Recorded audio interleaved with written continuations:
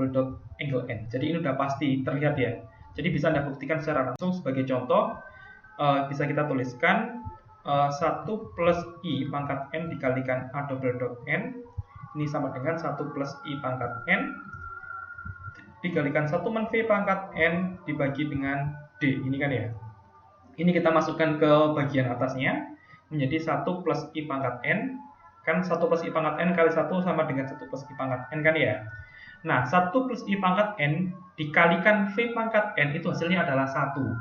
Ingat kenapa? Karena V adalah 1 dibagi dengan 1 plus I. Sehingga hasilnya 1 terus dibagi dengan D. Nah, nilai ini ternyata setara dengan S double dot angle N. Yang lain pun bisa Anda buktikan sendiri ya. Jadi ke-6 persamaan ini menghubungkan antara keempat komponen di atas. Tinggal di otak-atik formulanya aja gitu ya. Oke, kita lanjutkan ke bagian berikutnya. Ini contoh 3.5. Di sini misalkan diketahui Vin pingin beli mobil gitu kan ya. Nah, dia itu dia dapat membayarnya sebesar $600 per bulannya. Jadi dia tuh mampu membayarnya $600 per bulan.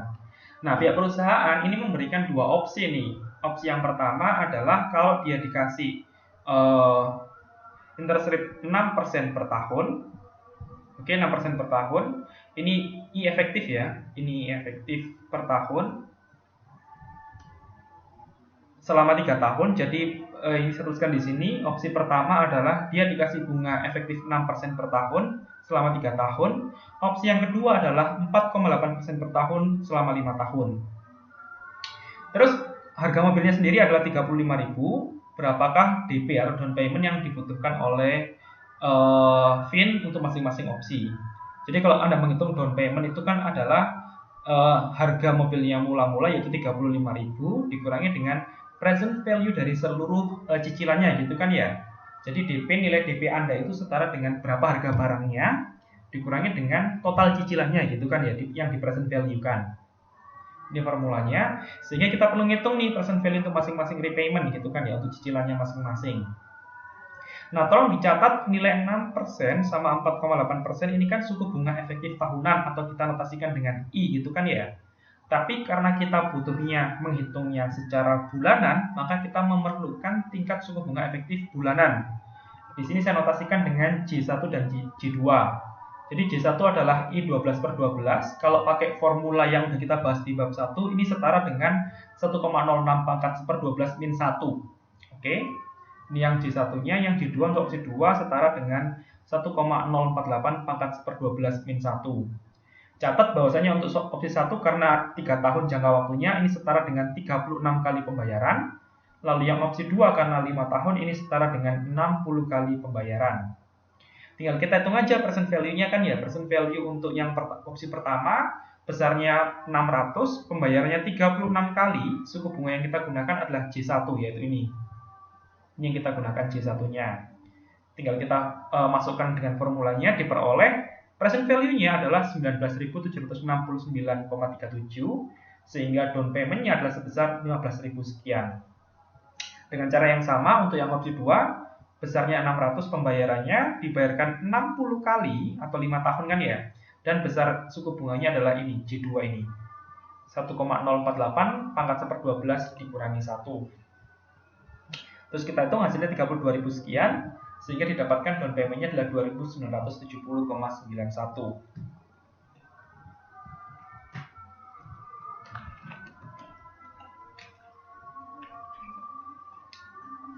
Nah, ini subtopik terakhir yaitu mengenai deferred annuity atau anuitas tertunda. Jadi anuitas tertunda itu adalah anuitas yang pembayarannya ditunda selama periode waktu tertentu nih. Sebagai contoh, misalkan sebuah pinjaman tidak akan dibayarkan selama 6 bulan pertama. Jadi tertunda sampai jangka waktu tertentu gitu kan ya. Nah, ini definisi umumnya sih, definisi umum dari anuitas tertunda. Jadi misalkan kita memiliki anuitas yang membayarkan $1 per tahun dengan pembayaran pertama dilakukan pada waktu ke K+1. Jadi tolong dicatat, pembayaran pertama dilakukan di waktu K+1. Nah, pembayaran ini dilakukan secara terus-menerus selama N tahun.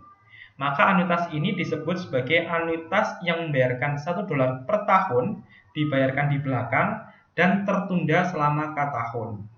Oke, jadi ini artinya kalau kata lainnya adalah notasi ini menyatakan anuitas akhir selama N tahun. Jadi kenapa N tahun? N tahun itu dari sini ya. Jadi ini menunjukkan dia membayarkan pembayarannya itu selama N kali. Anuitas akhir selama N tahun yang tertunda selama K tahun. Oke, kita lihat dari notasinya ya. Notasinya ini adalah kabar A angle N. Jadi angle N ini, N di sini, ini menunjukkan berapa kali sih anuitas itu dibayarkan gitu kan ya. Jadi makanya kenapa ini saya tuliskan anuitas akhir selama N tahun. Ini artinya dia dibayarkan sebanyak N kali. Sedangkan tanda kabar di depan ini menunjukkan bahwasannya dia itu deferred atau tertunda selama K tahun. Jadi tertundanya itu ditunjukkan di bagian depannya notasi anuitas, sedangkan pembayarannya itu di bagian angle-nya ya. Nah, kalau kita lihat di bagian cash flow-nya kayak gini nih. Dia pertama kali dibayarkan di waktu ke K+1 nih, $1. Dan terakhir itu adalah K+N. Jadi catat totalnya adalah N payments yang tertunda K tahun. Jadi K tahun ini artinya selama periode waktu 0 sampai waktu ke K ini tidak ada pembayaran sama sekali. Sehingga pembayaran pertama itu adalah K+1 dan terakhir adalah K+N. Nah, anuitas ini juga bisa, ini kata istilahnya adalah anuitas akhir selama N tahun yang tertunda K tahun. Ini bisa juga disebut sebagai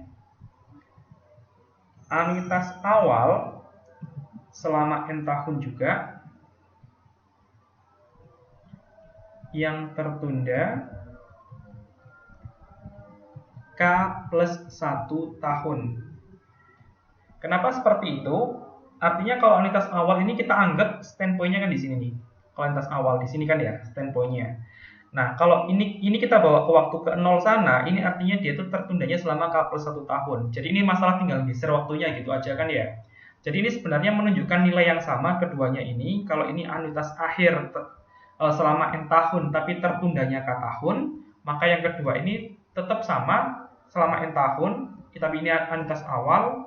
Nah, tertundanya ini adalah K+1 tahun. Kalau kita gambarkan kayak gini nih hasilnya. Kita lihat ya untuk masing-masing. Ini kan cash flow-nya. Cash flow-nya seperti ini dari K+1 sampai K+N kan ya.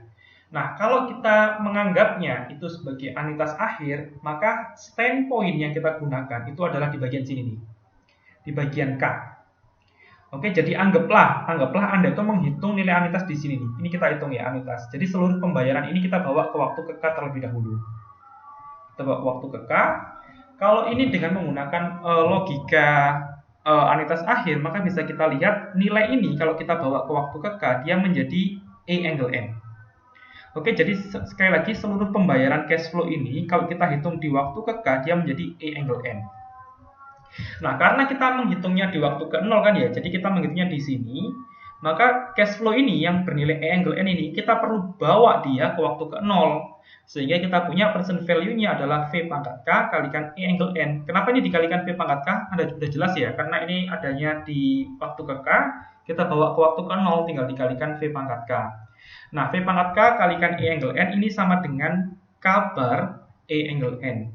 Nah, ini kalau pakai anuitas akhir ya. Anuitas akhir.